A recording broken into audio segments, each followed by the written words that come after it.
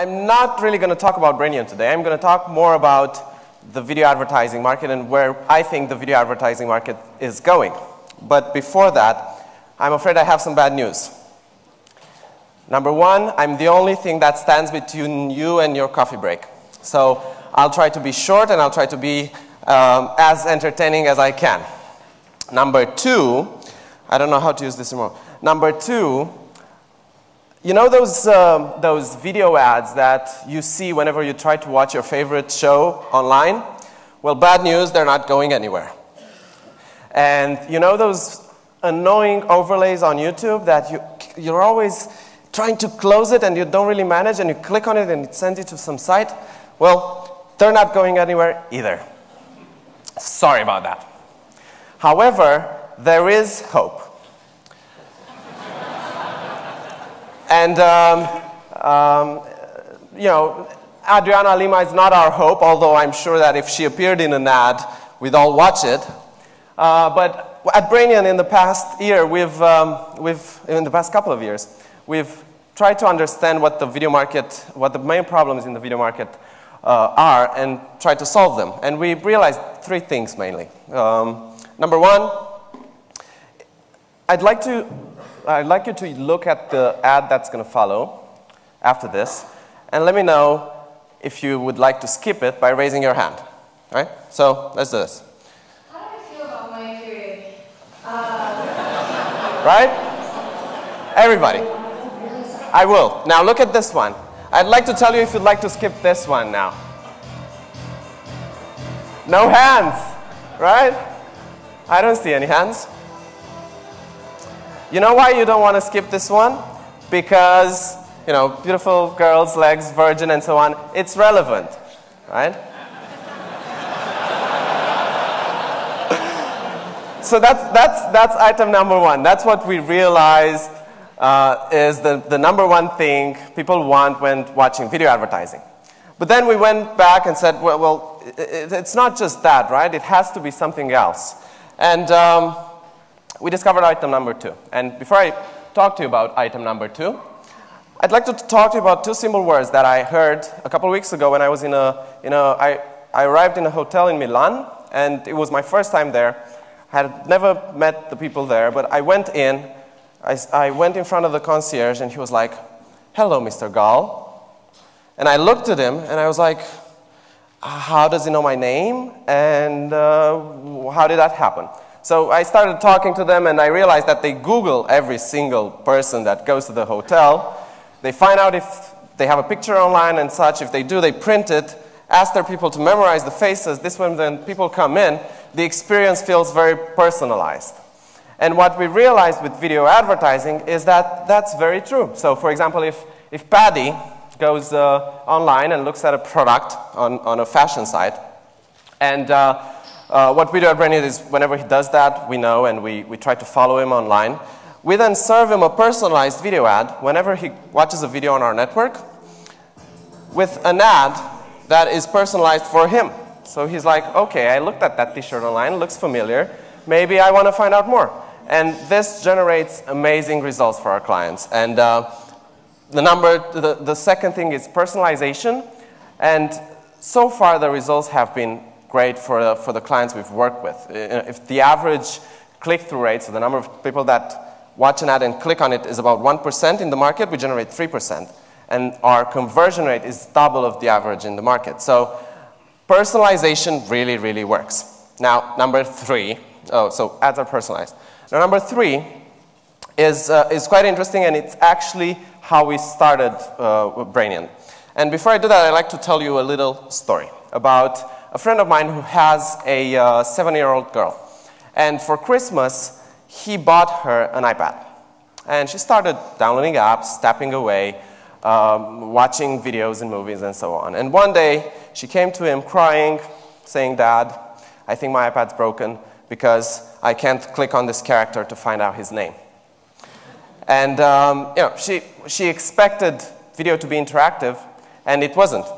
And we've ran a lot of interactive campaigns for our clients in the past 18 months at Brainient, and what we realized, this is an example here, so it's a Volvo ad, and while the ad plays, you see a click to action button. And if you click that click to action button, the pre-roll pauses, and you can find out more about the car, see images, photos, book a test drive, download a brochure, interact with the brand and engage with them. And the results are, again, amazing. Click-through rates, 3-4 times higher. Engagement rates, which without interactive video you can't even measure, they're 12-15 times higher. So we think relevancy, and interactivity are the future of video advertising. And there's one more thing. The reason I decided to talk about this, and the reason you should care, is if you're an entrepreneur, and I saw in the raising of the hands that there are a lot of entrepreneurs or people that want to be entrepreneurs, the video advertising market is the largest in the world. It's 100 billion in TV, and it's growing very quickly. So if there's one market where you have a massive opportunity, it's video.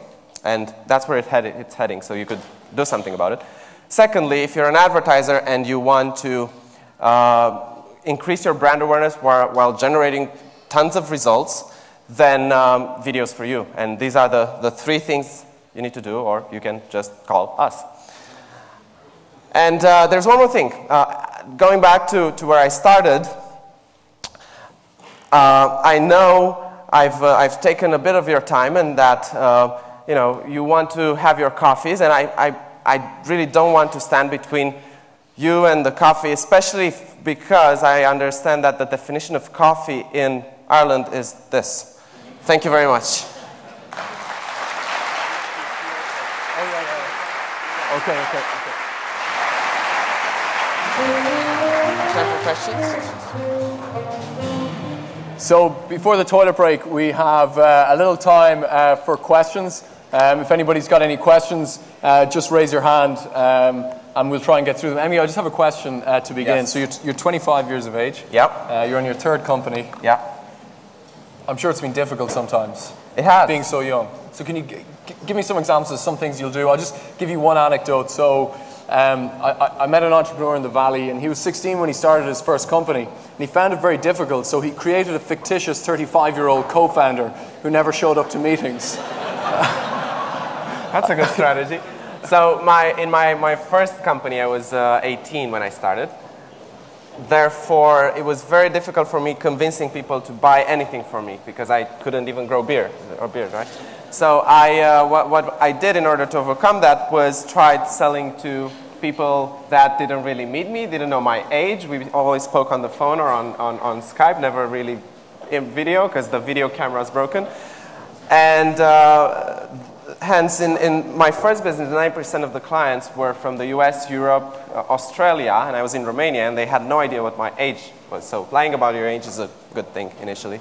And then the second thing I did, because I realized that I won't be able to lie about my age forever, was trying to build a profile. So once people see you're young, but you're also doing a lot of stuff, and it's working for you, then they start trusting you a little bit more.